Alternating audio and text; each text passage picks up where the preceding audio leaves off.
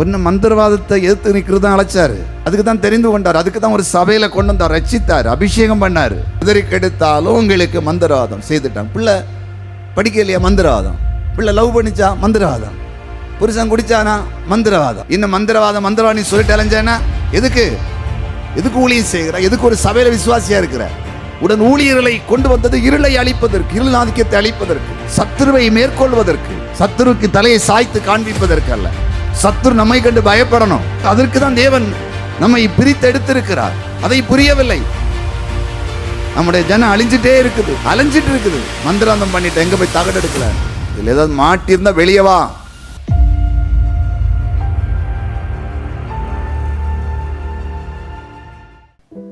இன்னைக்கு நிறைய பேருக்கு எதுக்கு எடுத்தாலும் மந்திரவாதம். சில ஆட்களை எல்லாம் கூப்பிட்டு ஜெபம் பண்ண விழிச்சு பாருங்க, எல்லாம் மந்திரவாதம் தான். குடும்பத்தில் சாபம் இருக்கணும், பாவம் இருக்கணும், இல்லைன்னா நீ இன்னும் ஜெப குறவணும், விசுவாச குறவணும், கோயிலுக்கு போயிடணும், ஞானஸ்தானம் எடுக்கலைன்னும், பொருத்தனை நிறைவேற்றலன்னு சொல்லுக்கு வெளிப்பாடு இல்லை. எல்லாத்துக்கும் மந்திரவாதம். மந்திரவாதம் எதிரிகள் உண்டா? ஆமாம், மேற்கு வீட்லேயும் எதிரி, வடக்கு வீட்லேயும் எதிரி, தெற்கு வீட்லேயும் எதிரி, மேற்கு வீட்லேயும் எதிரி. அப்போ 4 பேரும் எதிரி. அவனுதான் வந்து இன்னும் பிரச்சனையை அதிகப்படுத்தி விடுறது. யாத்திராம் புஸ்தகத்தில்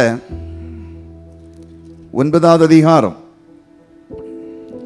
8 முதல் 11 வசனங்களை வாசிக்க கேட்போம். யாத்திராம் 9 8வது வசனத்திலிருந்து 11 வரையில வாசிக்க கேட்போம். அப்பொழுது கர்த்தர் மோசேயையும் ஆரோனையும் நோக்கி உங்கள் கைப்பிடி நிறைய சூளையின் சாம்பலை அள்ளிக் கொள்ளுங்கள். மோசே அதை பார்வோனுடைய கண்களுக்கு முன் வானத்திற்கு நேராக இறைக்க கடவன். மோசே அதை பார்வோனுடைய கண்களுக்கு முன்பாக, அவன் ராஜாவுக்கு முன்பாக வானத்துக்கு நேர இறைக்க கடவன். அது எகிப்து தேசம் மீதெங்கும் தூசியாகி எகிப்து தேசமெங்கும் மனிதர்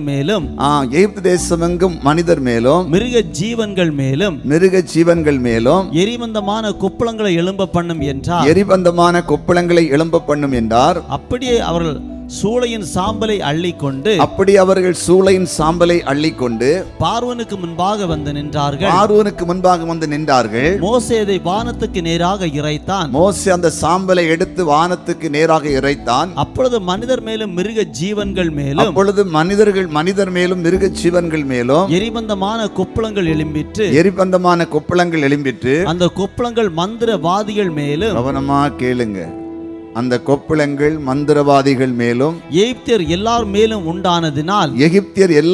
உண்டானதினால் அந்த கொப்புளங்களின் நிமித்தம் மந்திரவாதிகளும் மோசேக்கு முன்பாக நிற்க கூடாதிருந்தது. யாருக்கு முன்னால நிக்க முடியல? அவங்களால மோசேக்கு முன்னால நிக்க முடியல. ஒரு தேவ மனிதனுக்கு முன்னால நிக்க முடியல. ஒரு தேவ மனுஷனுக்கு முன்னால் நிக்க முடியல. அவங்களுக்கு மேலேயும் கொப்பளம். எதுக்க முடியல. எதுக்கு எடுத்தாலும் மந்திரம், எதுக்கு எடுத்தாலும் மந்திரவாதம்.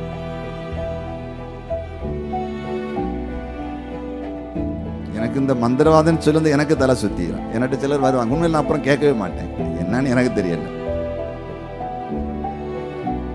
காதுல பூ சுத்திய மாதிரி. ஒன்னு மந்திரவாதத்தை எதிர்த்து நிற்கிறது தான் அழைச்சாரு. அதுக்கு தான் தெரிந்து கொண்டார். அதுக்கு தான் ஒரு சபையில கொண்டு வந்தார், ரட்சித்தார், அபிஷேகம் பண்ணாரு. மந்திரத்துக்கும் மந்திரவாதிக்கும் பயப்படுறதுக்கு அல்ல. நான் யாரையும் குறை சொல்லி பிரசங்கிக்கல, வசனத்தை சொல்லுகிறேன். ரட்சிக்கப்பட்ட பிறகு, அபிஷேகம் பண்ணப்பட்ட பிறகு, அந்நிய பாஷை பேசணும், ஊழியன்னு பேக்க தூக்கிட்டு அலைஞ்ச பிறகும் இன்னும் மந்திரவாணி சொல்லிட்டு அலைஞ்சேன்னா எதுக்கு ஊழியம் செய்கிற? எதுக்கு ஒரு சபையில விசுவாசியா இருக்கிற? தேவன் இருளின் ஆதிக்கத்தை எதிர்க்கத்தான் சபைகளை ஸ்தாபித்தார், ஊழியர்களை நிறுவினார். உடன் ஊழியர்களை கொண்டு வந்தது இருளை அழிப்பதற்கு, இருள் ஆதிக்கத்தை அழிப்பதற்கு, சத்துருவை மேற்கொள்வதற்கு, சத்துருக்கு தலையை சாய்த்து காண்பிப்பதற்கு அல்ல. சத்துரு நம்மை கண்டு பயப்படணும். அந்த அளவு அதற்கு தான் தேவன் நம்மை பிரித்து எடுத்திருக்கிறார். அதை புரியவில்லை. நம்முடைய ஜனம் அழிஞ்சிட்டே இருக்குது, அலைஞ்சிட்டு இருக்குது. மந்திராந்தம் பண்ணிட்டு எங்க போய் தகடு எடுக்கல. இதுல ஏதாவது மாட்டிருந்தா வெளியே வா. இன்றைக்கு அநேக ஊழியர்கள் எதிர்க்கெடுத்தாலும் உங்களுக்கு மந்திரவாதம் செய்துட்டாங்க. பிள்ளை படிக்கலையா மந்திரவாதம், பிள்ளை லவ் பண்ணிச்சா மந்திரவாதம், புருஷன் குடிச்சானா மந்திரவாதம். புருஷனுக்கு மனைவியின் சண்டையா கைவசம், மந்திரவாதம். எல்லாத்துக்கும் கைவசம். கைவசம் என்ன விஷம்? கை விஷம். எல்லாத்துக்கும் மந்திரம் தான். பவுல் வசனத்தை தான் பேசினார், கர்த்தரை பத்தி பேசினார். அதனால மந்திரவாதிகள் எல்லாம் அவ்வளவுதான், கதை முடியுது. நிக்க முடியல, எதிர்த்து பார்க்கறாங்க, பவுலை போல செய்து பார்க்கறாங்க, ஒண்ணு நிக்கல, எல்லாம் தோல்வி அடையுது. கடைசியில் அவங்க என்ன நினைச்சாங்க? இதுல ஒண்ணுமே இல்லப்பா, பவுலிட்டு தான் பெரிய பவர் இருக்கு, பவுலிட்டு தான் வல்லமை இருக்குது, அழைக்கப்பட்ட தரிசனம் பெற்ற பவுலிட்டு தான் ஆண்டவர் இருக்காரு, நம்மகிட்ட என்ன இருக்கு? இந்த புஸ்தகம் வேஸ்ட் அப்படின்னு அவனுடைய தீய கொடுத்துறாங்க. புதிய ஏற்பாடு நடந்த காரியம்.